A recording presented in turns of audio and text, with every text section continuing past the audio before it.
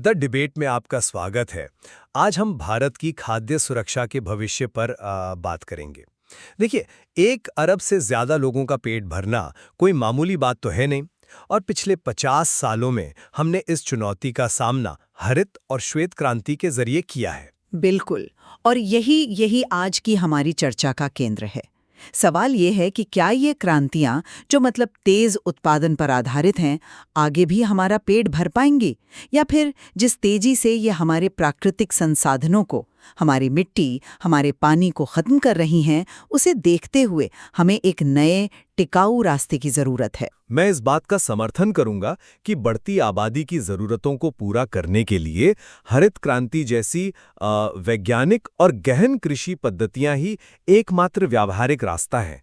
हमें उत्पादन बढ़ाना ही होगा। और मैं ये तर्क दूंगी कि ये रास्ता हमें एक अंधी गली की ओर ले जा रहा है। असली खाद्य सुरक्षा सिर्फ गोदाम भरने में नहीं, बल्कि हमारी जमीन की सेहत और किसानों की आत्मनिर्भरता में है, जिसके लिए टिकाऊ खेती मतलब सस्टेनेबल एग्रीकल्चर अनिवार्य है। देखिए, हमें इतिहास को नजरअंदाज नहीं करना चाहिए। 1960 के दशक में हम अकाल के कगार पर थे, और आज हम दुनिया के सबसे बड़े अनाज उत्पादकों में से एक हैं। ये चमत्कार कैसे हुआ? हरित क्रांति की वजह से। 1960 से 2010 के बीच हमने खेती की जमीन सिर्फ 25% बढ़ाई, लेकिन अनाज का उत्पादन 4 गुना कर दिया। ये संभव हुआ उच्च उपज वाली किस्मों यानी हाई यील्डिंग वैरायटीज या HYV की बदौलत, जिन्हें सही मात्रा में उर्वरक और सिंचाई की जरूरत थी। ये विज्ञान की जीत थी। और इसी तरह श्वेत क्रांति ने दूध की कमी वाले देश को दुनिया का सबसे बड़ा दूध उत्पादक बना दिया। हमने जर्सी जैसी विदेशी नस्लों जो ज्यादा दूध देती हैं और रेड सिंधी जैसी देशी नस्लों जो बीमारियों से लड़ सकती हैं के बीच क्रॉस ब्रीडिंग करवाई। ये क्रांतियां सिर्फ नीतियां नहीं थीं, ये भारत की भूख के खिलाफ एक निर्णायक जंग थी, जिसे हमने जीता। आपने इसे जीत कहा, पर हर जीत की एक कीमत होती है, और इस मामले में वो कीमत चुका रही है हमारी धरती। हरित क्रांति का विरोधाभास यही है कि जिन रासायनिक उर्वरकों ने हमें कुछ दशकों के लिए भरपूर फसलें दी, वही आज हमारी मिट्टी के स्वास्थ्य पर एक लंबा कर्ज चढ़ा चुके हैं। हम असल में आने वाली पीढ़ियों की जमीन की उर्वरता उधार ले रहे हैं, और अब बंजर होती जमीन और जहरीले होते पानी के रूप में उसका बिल हमारे सामने आ रहा है। खाद्य सुरक्षा का मतलब सिर्फ आज पेट भरना नहीं होता। इसका मतलब ये सुनिश्चित करना भी है कि हमारे बच्चों के पास भी खेती करने के लिए उपजाऊ जमीन हो। इसीलिए हमें टिकाऊ कृषि की ओर मुड़ना ही होगा। जैविक खेती, मिश्रित फसल और एकीकृत कृषि प्रणालियां, ये सिर्फ विकल्प नहीं है, बल्कि हमारी जरूरत है। आपने उर्वरकों की बात की, जो मुझे पोषक तत्व प्रबंधन के मुद्दे पर लाता है।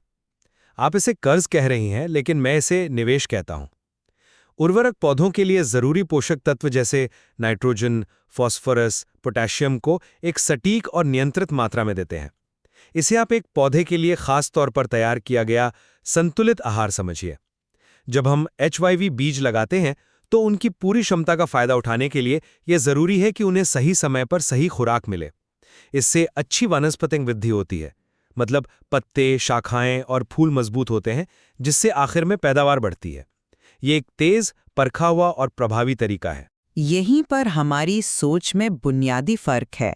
आप उर्वरकों की सटीकता की तारीफ कर रहे हैं, और ये सच है, ये एक पौधे को एक विशेष विटामिन की गोली देने जैसा है। लेकिन मेरा तर्क ये है कि आप उस शरीर यानी मिट्टी के समग्र स्वास्थ्य को नज़रअंदाज कर रहे हैं। खाद, जिसे हम मन्यूर कहते हैं, सिर्फ एक गोली नहीं है। ये एक संतुलित भोजन है जो लंबे समय तक ताकत बनाता है। कंपोस्ट या हरी खाद मिट्टी में सिर्फ पोषक तत्व नहीं डालते, बल्कि वे मिट्टी में कार्बनिक पदार्थ मिलाकर उसके पूरे ढांचे को सुधारते हैं। मिट्टी सिर्फ एक माध्यम नहीं है, ये एक जीवित पारिस्थितिकी तंत्र है जिसमें अरबों सूक्ष्म जीव होते हैं। उर्वरक इन सूक्ष्म जीवों को मार सकते हैं, जबकि खाद उन्हें पोषण देती है। ये रेतीली मिट्टी की पानी सोखने की क्षमता बढ़ाती है और चिकनी मिट्टी में पानी के जमाव को रोकती है। तो यहाँ श्रोताओं के लिए एक सवाल भी है, उर्वरकों और खाद के उपयोग की तुलना करते समय मिट्टी की उर्वरता बनाए रखने में मुख्य अंतर क्या है? क्या हम सिर्फ फसल को खिलाना चाहते हैं या मिट्टी को जिंदा रखना चाहते हैं? लेकिन क्या सिर्फ खाद हमारी विशाल पोषक तत्वों की मांग को पूरा कर सकती है? एक किसान जिसे अपनी आमदनी बढ़ानी है, वो खाद के असर का महीनों तक इंतजार नहीं कर सकता। उर्वरक उसे तुरंत परिणाम देते हैं। और ये सिर्फ मिट्टी की बात नहीं है, ये उन बीजों की भी बात है जो हम उसमें बोते हैं। यहीं पर आधुनिक जैव प्रौद्योगिकी यानी बायोटेक्नोलॉजी एक बहुत बड़ी भूमिका निभाती है।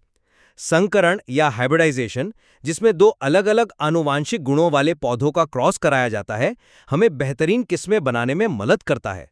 हम ऐसी किस्में तैयार कर सकते हैं जो न सिर्फ ज्यादा पैदावार दें, बल्कि बीमारियों से भी लड़ सकें और अजैविक तनाव जैसे सूखा या खारापन को भी झेल सकें।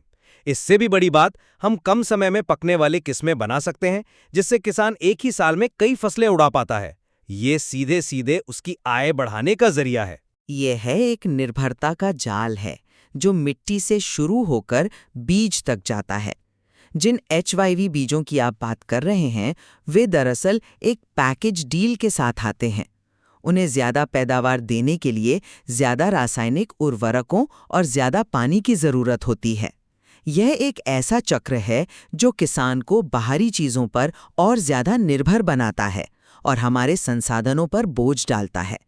हमें इस बात को नज़रअंदाज नहीं करना चाहिए कि हजारों सालों से हमारे किसानों के पास अपनी पारंपरिक प्रणालियां रही हैं जो कहीं ज्यादा लचीली हैं, जैसे कि अंतर फसल यानी इंटरक्रॉपिंग। इसमें एक ही खेत में एक खास पैटर्न में 2 या 2 से ज्यादा फसलें एक साथ उगाई जाती हैं। उदाहरण के लिए मक्के की कुछ कतारों के साथ सोयाबीन की कुछ कतारें लगा दी। इन फसलों को इस तरह चुना जाता है कि उनकी पोषक तत्वों की ज़रूरतें अलग-अलग हों। इससे मिट्टी के पोषक तत्वों का बेहतरीन इस्तेमाल होता है और अगर एक फसल में कोई कीड़ या बीमारी लगती है तो वह पूरे खेत में नहीं फैलती। यह प्रकृति की नकल करने का एक तरीका है, ना कि उसे नियंत्रित करने का। लेकिन क्या ये पारंपरिक तरीका 1 अरब से ज्यादा लोगों की भूख मिटा सकता है? हमें पैमाने के बारे में सोचना होगा। और यही बात पशुपालन पर भी लागू होती है। वैज्ञानिक प्रबंधन ने डेयरी और पोल्ट्री फार्मिंग में क्रांति ला दी है। आज हम हर जानवर की जरूरत को समझते हैं।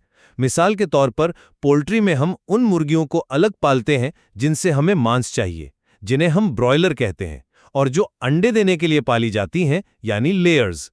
दोनों का खानपान, रहन-सहन और देखभाल बिल्कुल अलग होती है ताकि हमें कम समय में बेहतर नतीजा मिल सके। यही गहन पशुपालन है। विदेशी नस्लों जैसे लेघॉर्न और स्वदेशी नस्लों जैसे असील के बीच क्रॉस ब्रीडिंग से ऐसी किस्में तैयार हुई हैं जिनमें दोनों के अच्छे गुण हैं, ज्यादा उत्पादन क्षमता भी और बीमारियों से लड़ने की ताकत भी। दूध और मांस की बढ़ती मांग को पूरा करने के लिए ये निहायत जरूरी है। लेकिन किस कीमत पर? सिर्फ उत्पादन के आंकड़े देखना आधी कहानी है। इस गहन प्रणाली में अक्सर जानवरों के साथ मानवीय व्यवहार नहीं होता और ये पर्यावरण के लिए भी हानिकारक है। मेरा मानना है कि हमें एकीकृत कृषि प्रणालियों यानी इंटीग्रेटेड फार्मिंग सिस्टम्स पर ध्यान देना चाहिए। ये एक ऐसी सोच है जहां खेत के सभी हिस्से एक दूसरे का सहयोग करते हैं, जैसे फसल उत्पादन के साथ साथ पशुपालन, मुर्गी पालन, मछली पालन और मधुमक्खी पालन को जोड़ना। इस मॉडल में कुछ भी बेकार नहीं जाता। जानवरों का गोबर खेतों के लिए खाद बन जाता है और फसल का बचा हुआ हिस्सा जानवरों का चारा। ये किसानों को आय के कई स्रोत देता है, जिससे उनकी आर्थिक सुरक्षा बढ़ती है। जरा सोचिए, धान के खेतों में मछली पालन कितना शानदार तरीका है। पानी का इस्तेमाल धान के लिए भी हो रहा है और उसी पानी में मछलियां भी पल रही हैं। ये उत्पादकता और स्थिरता का एक बेहतरीन संगम है। अच्छा, तो फिर इसी से जुड़ा एक सवाल हमारे श्रोताओं के लिए भी हो सकता है, एक बहुविकल्पीय प्रश्न। ब्रॉयलर और लेयर्स के बीच मुख्य अंतर क्या है? ए, ब्रॉयलर अंडे के लिए हैं, लेयर्स मांस के लिए। बी, ब्रॉयलर मांस के लिए हैं, लेयर्स अंडे के लिए। सी, दोनों का उपयोग अंडे और मांस दोनों के लिए किया जाता है। या डी, ब्रॉयलर एक स्वदेशी नस्ल है, लेयर्स एक विदेशी नस्ल है। लेकिन आपका एकीकृत खेती का विचार दिलचस्प है, पर इन सभी चीज़ों के लिए जो एक चीज़ सबसे ज़रूरी है वो है पानी। और भारत में कृषि आज भी काफ़ी हद तक मानसून पर निर्भर है, जो अक्सर अविश्वसनीय होता है। एक खराब मानसून का मतलब है लाखों किसानों के लिए फसल की बर्बादी और पूरे देश के लिए खाद्य संकट। इसलिए सिंचाई यानी इरिगेशन का विस्तार करना हमारी मजबूरी भी है और ज़रूरत भी। नहरों, नलकूपों और नदी लिफ्ट प्रणालियों के जरिए हम ये सुनिश्चित करते हैं कि फसलों को उनके विकास के सबसे ज़रूरी पड़ाव पर पानी मिले, चाहे बारिश हो या ना हो। यह गहन कृषि का एक अनिवार्य स्तंभ है। बिना सुनिश्चित पानी के न तो HYV बीज काम करेंगे और ना ही उर्वरक। आपने जो कहा मैं उसे समझती हूँ, लेकिन ये फिर से एक अल्पकालिक समाधान है जिसके दीर्घकालिक परिणाम भयानक है। गहन सिंचाई, खासकर नलकूपों के जरिए, भूजल स्तर को खतरनाक रूप से नीचे ले जा रही है। पंजाब, हरियाणा और पश्चिमी उत्तर प्रदेश जैसे हरित क्रांति के गढ़ आज गंभीर जल संकट का सामना कर रहे हैं। हम जमीन के नीचे का पानी उस रफ्तार से निकाल रहे हैं जिस रफ्तार से प्रकृति उसे वापस भर ही नहीं सकती। ये एक और कर्ज है जिसका बिल हमारी अगली पीढ़ी चुकाएगी। हमें पानी के प्रबंधन के बारे में अपनी सोच बदलनी होगी। हमें वर्षा जल संचयन और वाटरशेड प्रबंधन जैसी टिकाऊ प्रथाओं को अपनाना होगा। छोटे छोटे चेक डैम बनाकर हम न सिर्फ बारिश के बहते पानी को रोकते हैं, बल्कि इससे भूजल भी रिचार्ज होता है और मिट्टी का कटाव भी रुकता है। ये एक विकेंद्रीकृत दृष्टिकोण है जो स्थानीय समुदायों को उनके जल संसाधनों का मालिक बनाता है। ये लंबी अवधि की जल सुरक्षा के लिए एक कहीं बेहतर रणनीति है। अंत में मैं अपनी बात को दोहराना चाहूंगा। भारत की विशाल और बढ़ती आबादी की खाद्य जरूरतों को पूरा करने की जो तत्काल चुनौती हमारे सामने है, उसे देखते हुए हरित और श्वेत क्रांति द्वारा स्थापित उच्च उपज, तकनीकी रूप से उन्नत कृषि पद्धतियां अपरिहार्य हैं। यह भावनाओं का नहीं, बल्कि आंकड़ों का सवाल है। वैज्ञानिक प्रबंधन, आनुवांशिक सुधार और संसाधनों के कुशल उपयोग के माध्यम से ही हम खाद्य उत्पादन को अधिकतम कर सकते हैं।